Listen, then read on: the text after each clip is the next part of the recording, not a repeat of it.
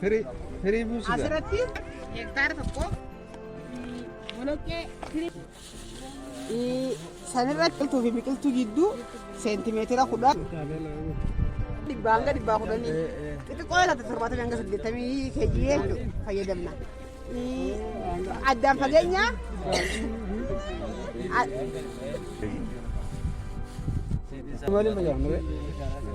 asirratti xiqqaa yoo ta'e keejjii hektaara keejjii 70 hanga 80 fayyadamna. Gurguddaa yoo ta'e dhibbarraa hanga 10 fayyadamna. 70 hanga 80 xiqqaa yoo ta'e. Fakkaatyaaf firiidha fayyadamnaa mintanii gurguddi xaa'oo hektaara tokko dhibba yoo ta'e sarara tokko akka 100 meetira ta'uuf meeqa fayyadamna kayyoo fayyadamu yeroo qeefara jechuun bakka midhaan atari san yoon facaastanii yeroo mayrratti baala keelloo hanqina nyaataa mallattoo hanqina nuutriyentii haa agarsiisu taate yeroo san itti fayyadamna. Yeroo sana akkam itti fayyadamna seete yeroo hanga seentimeetira 10 tokko ol dheerate lafarraa guyyaa 15 fi hanga 20 takka gidduutti marsaa tokkotti si goona marsaa lammaffaa guyyaa 35 hanga 45 gidduutti marsaa lammaffaatti goonaa jiru keejjii 50 goonaaf yoo hanqina nuutriyentii dhufe boloqqee irratti keejjii 50 sanuu bakka lama qoonneeti akkasitti itti goona.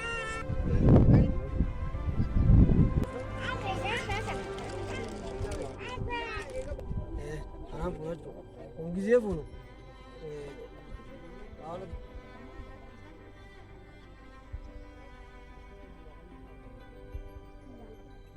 akka keenyaan akkana qabannee gubbaa kanarra xaawarran buufnu beeytanii abbaa jiruu yaa'umaa akka sirroon jiraanii taniif malee yaasa xaawatiin xaawarran buufnu hingaan abbaara kanarra booraan abdeeti abbaara kanarra buusta jechuudha walqixxaa tura hingaa afaan kanarra buusta jechuudha saantima sadii hanga walqixxee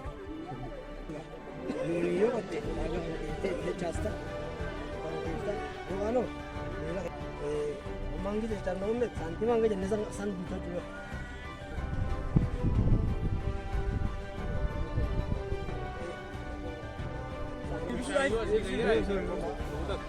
bishaan asii gayyaa'e kana cubbatti beeknamu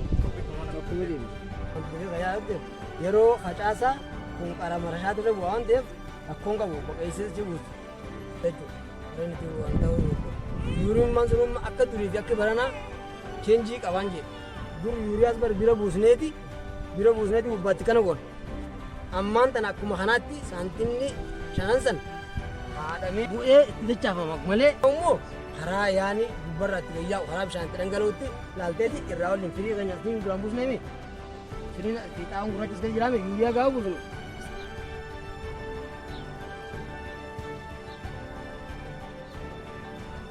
Akkuma leenjitti isin irraa fuudheetiin halkan finfinnee dhaqee ganama isin fidee fedhii qabus shanyii irraa fedhii irraa sassaabaate ana fida arra hogguun akka hinnitan namni hangina akka hinnasan beeka gaamman tana namni hundi gatiin qarshii 50 qarshuma 50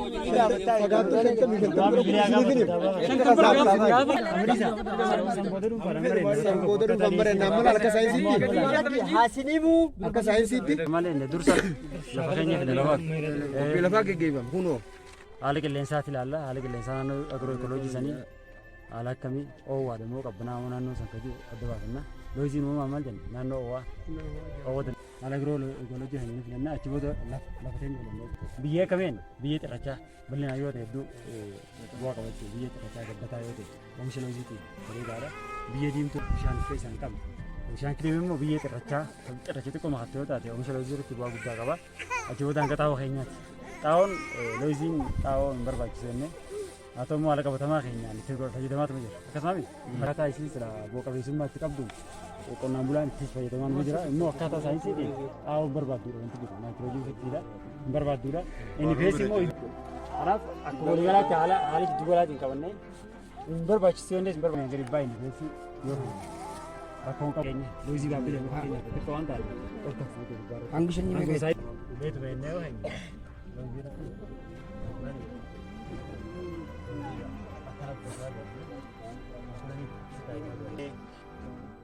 Bitwiroin jatuh. Yang taruh ke kilo jatuh enggak dikasih.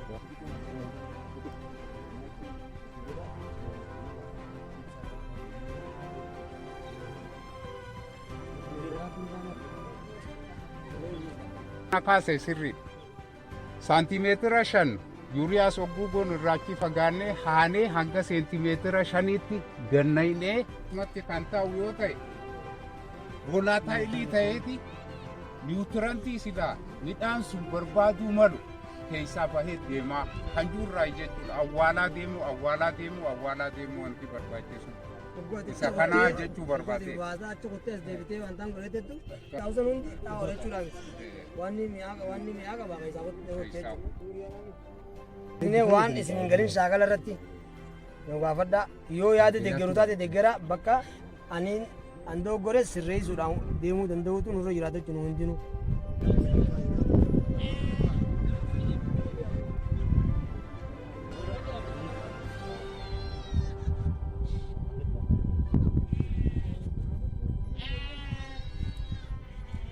Boda, ini dari zona boda, situ itu ramai. Kemudian dia rata aku sebenarnya, shanjuk barang dari boda. Nuhi mau, dia yo fisu bandi, saya juga bukan. Ini si boda, tahu kan jadi benar tu. Boda tapi kan memang begini dia nama dia. Nama dia itu cuma tanpa boda apa? Yoni fi, jadi lah letak boleh boleh nanti. Syarat sebenarnya.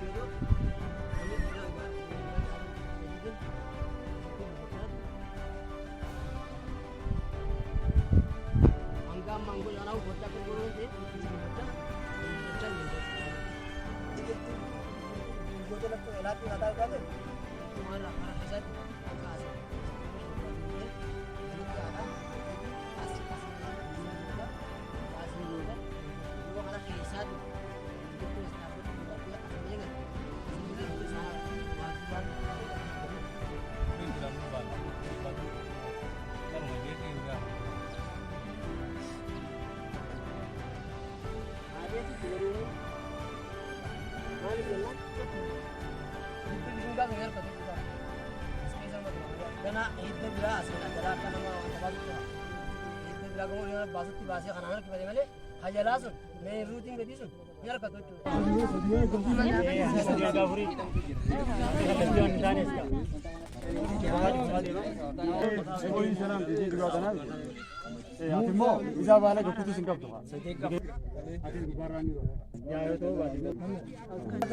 Amalur fakata biya ko tijaran sa baliya sa basa di mo net tinano sa baliya o so ni buwag do Jiidhina isa kana laaltaniiti xaa'oo adii ittiin dabaluun zaatanaa jechuu barbaadeetti kanuma dabaluuf.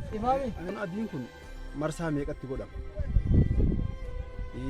Tokkosanii inni lammata amma haala baratamaa jiru xaa'oo adii yoo gogiinsa taate malee yoo hanga inni firii bishingaan baasee jabaatutti firii guutaa jedhanii hanga bishingaan eega mataa baasee diimatee illee tuba godhan xaa'oo bishingaan firii baasee booda xaa'oo adii jala bittinneessanii yeroo inni jiraate xiqqoo jalaa kaafanii akka inni firii guuttatu goonaa jechuu jira.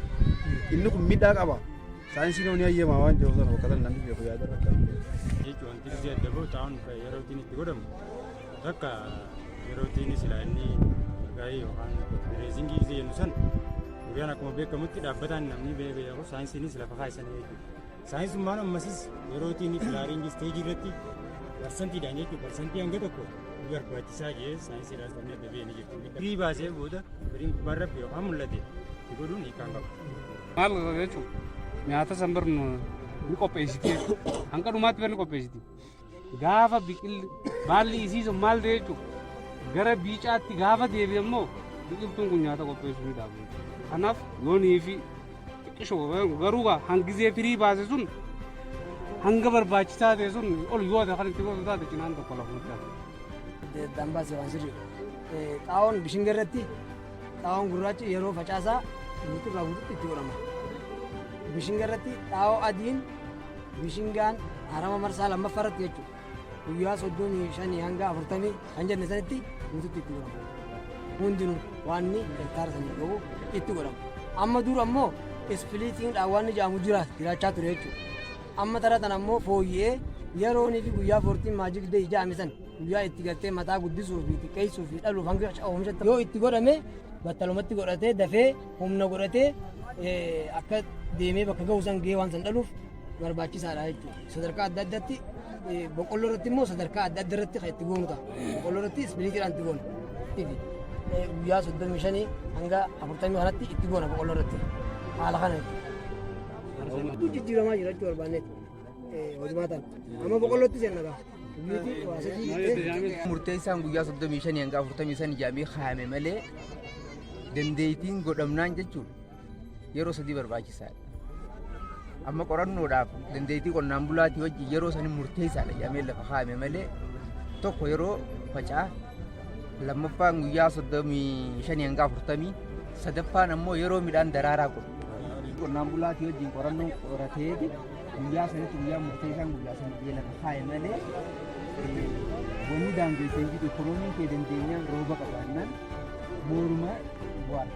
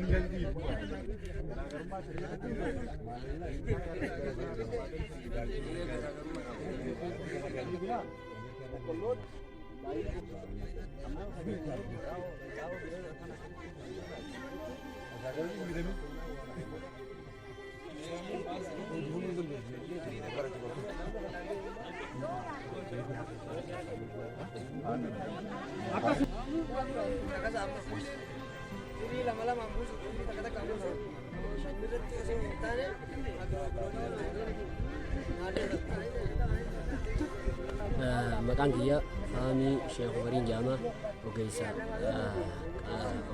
biqiltuu saayinsii biqiltuuti pilaanti saayinsiiti. Ani ogeessa qonnaatti jechuu fedheeti. Kana wanni itti jirru leenjii qonnaa leenjii arfaasaa fi gannaatti irra kana leenjii tiyooriidhaan mana keessatti itti turree guyyoota lamaaf turtii wajjin goonee guyyaa xumuraa piraatikaal irratti dirree irra baane lafarratti leenji'aa jira. Lafarratti leenji'aa jirra. Wanni itti leenji'aa jirrus akkaataa ittiin boqqolloo dhaaban, akkaataa ittiin bishingaa facaasan, akkaataa ittiin xaa'oo godhan, sararaa fi sarara gidduun biqiltuu fi biqiltuu gidduun xaa'oon akkamitti godhama waan jiru kanarratti akkasuma deebisee qamadii irratti akkasuma deebisee atara irratti leenjii lafarratti piraatikaalaan ija teenyaan nuti ogeessi wal geenyee asirratti godhaa jira. Wanni kun waan gartee mana keessatti ittiin turre asirra lafa agarsiifnee nuti gaddeebinee qonnaan bulaa keenya kan ittiin leenjifnuu fi asirratti nu barsiisaa jiran jechuudha. Ogeeyyiin waajjira kanarratti nu deeggaraa jiranii maqaan kiyya duraanisee hojjetaa misoomaa Maamad Boonee naan jedhanii Arabeerraa garaanaatti leenjii qonna gannaa biraasaa fudhachuu dhufne waan tiyooriidhaan kilaasitti barachaa ture san har'a shaakalliidhaan akkamitti dirree kanarra baanee qabatamaadhaan godhu jirra jechuudha. Maaliif waan tiyooriin barachaa turte sana yeroo shaakalaan buustu irra qabatamaa waan sii galuuf hubannoo duraan qabdu sun ni cimsa waan ta'eef akkasitti nuti amma shaakallii kana goonee xumurree gabbuunee gara gaditti nutis akkanumatti tiyooriin barsiifnee shaakalliin godhuudhaaf qophii ta'uudhaaf jiranii jechuudha. Ogummaan keenya kan dabala. Gaafatamtoota wajjira. Sararamee jira gaman mootu.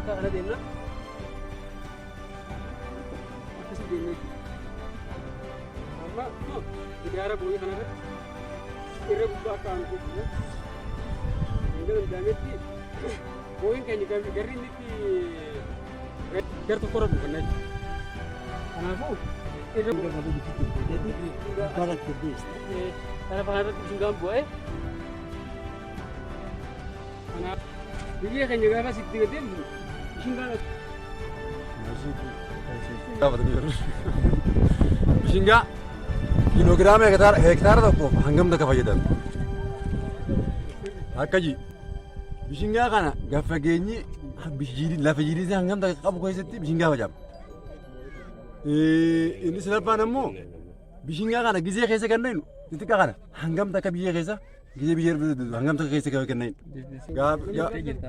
Garaa ana qabadhu tuuram bitini. Xaa'oo hangam takka hektaara fayyadamu. Xaa'oo gurraacha. Xaa'oo adii hangam takka hektaara fayyadamu. Yeroo akkamti goona xaa'oo adii xaa'oo gurraacha hangam yeroo akkamti goona. Wanti immoo yoo bishingaa fi xaa'oo tana waliin laayine akkanumatti waliin fayyafne maal rakkoon dhufu. Aaruufi yaada namaa dhayina tana tan walitti duubistanii.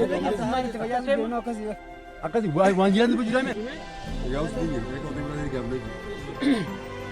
Kiiloo kudhanii hanga kiiloo 12 inni hektaaraaf fayyadamnu. Kana yoo fayyadamnu xaa'oonis akkasumatti yuuriyaadhaa fi NPS'dhaas kiiloo 100 fayyadamuu dandeenyu. Ammoo haala lafa teenyaa irratti hundoofne lafti teenya baddaree yoo ta'e yoo lafti teenya gara gammoojjii ta'e immoo kiiloo 100 fi kiiloo 60 deemuu dandeenya. Xaa'oorratti.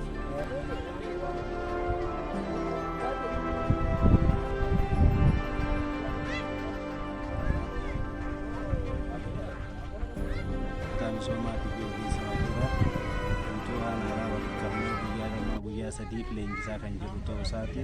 Inni kun leenjiin kun dandeettii ogeessaa cimsuudhaa fi oomishaa fi oomishtummaa qonnaan bulaa irrattis bu'a qabeessa ta'uudhaaf kan nu gargaaru waan ta'eef isa kana cimsinee leenjisaa jirra jechaadha. Kan nuti godhaa jirra. Dhiisiidhaan wal qabatee barana akka guutuu addunyaatti dhiisiin xaa'oodhaa qaala'uudhaan wal qabatee parsantaa 300 dabalee jira jechuudha. Isa kana parsantaa 300 inni dabalus akka waliigalaatti hanga ammaatti kuntaala 1,190 galfannee kan jirru ta'uu isaatii fi gara dhaabbata dotaraanii fi paa'oodhaanis wanti nu galaa jiru kan jiru ta'uu isaatii shanyiidhaa fi xaa'oodhaas xaa'oo kuntaala 600 gara paa'ootiin argannee jirra akka aanaa keenyaatti gara dotaraaniin ammoo shanyii kuntaala 150 kan arganne ta'uudhaa fi isa kana ammaas araddoota 61 raabsinee araddoonni kaan itti eeggachaa kan jirruu fi isa kana bu'a qabeessa godhuudhaaf gara araddootaatiif raabsinee kan jiru ta'uusaa. Qonnaan bulaan keenya barana kilaasteraan ijaarame akkaataa walitti dhiyaataniin akkaataa ooyiruu isaaniitti walitti dhiyaatuun kilaasteraan ijaarame wal beekee mari'atee marii xumuree ogeessi keenya leenjii kana xumuree akka gabu'een qophii lafaallee xumuree jira qonnaan bulaan keenya. Isaan san iddoo tokko gugurreen iddoo jiru iddoo qophiin lafaan xumurame akka gaddeemne lafa san xumursiifne hojii kan jalqabnu ta'a. Qophaa'ummaan qonnaan bulaa keenya ni jira jechaadha. Qonnaan bulaanis qophaa'ee afraasa kana isa dabrillee qophii gannaatiin akka cufatu sanyii bittaanis ta'e gargaarsaan argatu hojiirra oolchuudhaaf qophaa'ee kan jiru ta'uu isaati. Itti caamsaan kun dheerachuudhaan wal qabatee bonni dheerate kun bara dabrees afraasan arganne bara dabree arfaasa argachuu dhabuu keenyaan baay'ee goddaamnee kan jiru ta'uu isaatii fi baran ammoo ammas akkasumatti bonni dheeratee fagaatee waan jiru hanqinni sanyii nu mudata jennee yaanna. Hanqina sanyiitiin alattis hanqinni xaa'oolleen kan nu mudatuu fi waliin gahinsa irratti rakkoon hammaataa nu qunnama jennee yaanna. Sanammoo akka furmaataatti wanni kaayyan kompoostii iddoo adda addaatti kompoostiin qophaa'ee kompoostii bona kanaa fi ganna qopheessaa turre sun akkaataatti fayyadamuu dandeenyutti akkaataatti wal bira dabarsuu dandeenyutti qophoonee kan jirruu fi isa kana walitti fiduudhaaf hojjechaa kan jirru yoo ta'us garuu waliin gahinsa irratti baay'ee miidhamne jennee yaaddoo qabna jechaadha.